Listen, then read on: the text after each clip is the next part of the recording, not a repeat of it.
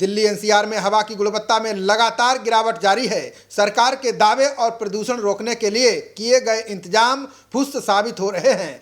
Grep के तीसरे चरण की पाबंदियां बेमानी साबित होने पर चौथा चरण लागू कर दिया गया है। प्रदूषण के चलते स्कूल बंद कर दिए गए हैं। दिल्ली सरकार और इवेंट लागू करने पर विचार कर रही है। दिल्ली एनसीआर में घना कोहरा छाया हुआ है। पूरा शहर धुंध की चपेट में है। प्रदूषण से निपटने के लिए water sprinkler anti smog gun का इस्तेमाल किया जा रहा है।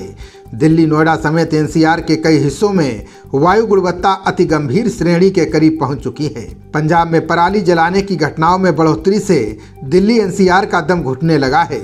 सुबह के समय दिल्ली का समग्र AQI 472 दर्ज किया गया है। हालत बेकाबू होने पर ग्रेप का चौथा चरण लागू कर दिया गया है। ग्रेप का चौथा चरण लागू होने के बाद दिल्ली और आसपास के जिलों में BS6 को छोड़कर अन्य डीजल वाहनों पर रोक लगा दी गई है। दिल्ली में इलेक्ट्रिक और CNG वाहनों को छोड़कर ट्रकों में प्रवेश पर प्रतिबंध है। Highway, flyover, power transmission, overbridge और पाइपलाइन के निर्माण बंद किए गए हैं। जरूरी वस्तुएं ढोने वाले वाहनों को पाबंदी से छूट दी गई है।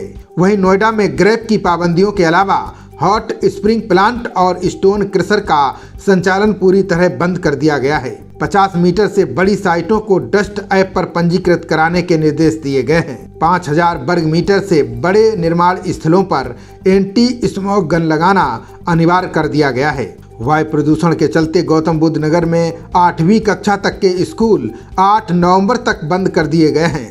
प्रशासन ने स्कूलों से ऑनलाइन कक्षाएं लेने का सुझाव दिया है। वहीं दिल्ली सरकार ने कल से 5वीं तक के स्कूलों को अगले आदेश तक बंद करने का ऐलान किया है। साथ ही स्कूलों में 8 नवंबर तक पूरी तरह आउटडोर एक्टिविटी बंद कर दी गई है। केजरीवाल ने उत्तर भारत को प्रदूषण से बचाने के लिए केंद्र सरकार से विशेष कदम उठाने की अपील की है। उन्होंने कहा कि अभी दोषारोपण और राजनीति का समय नहीं है। उन्होंने स्वीकार किया कि पंजाब में पराली जलाने की घटनाओं की जिम्मेदारी उनकी पार्टी की है। उन्होंने कहा कि हमें वहां सरकार बनाए केवल 6 महीने हुए हैं, इसका हल ढूंढ रहे हैं। उन्होंने समस्याओं को 1 साल के अंदर सुलझाने का दावा किया है। दिल्ली के प्रदूषण मंत्री गोपाल राय ने 50% सरकारी कर्मचारियों को घर से काम करने का आदेश दिया है। उन्होंने निजी कंपनियों से भी वर्क फ्रॉम होम की अपील की है। पराली के दम घोंटू धुएं से लोगों को आंखों में जलन और सांस लेने में तकलीफ हो रही है। वायु मानक एजेंसियों का कहना है कि 5 नवंबर तक हवा की सेहत में सुधार होने की कोई संभावना नहीं है। आगामी दिनों में पश्चिमी विक्षोभ बनने और हवा की रफ्तार बढ़ने से राहत की उम्मीद है।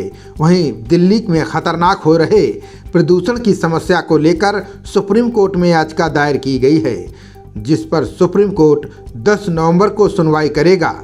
CGI ने कहा कि हमें लगता है कि इसमें हमें हस्तक्षेप करने की ज़रूरत है। याचिकाकर्ता ने मांग की है कि राज्यों के मुख्य सचिव को तलब किया जाए। खबरों का सिलसिला जारी रहेगा। देखते रहिए जनप्रवाद। नमस्कार।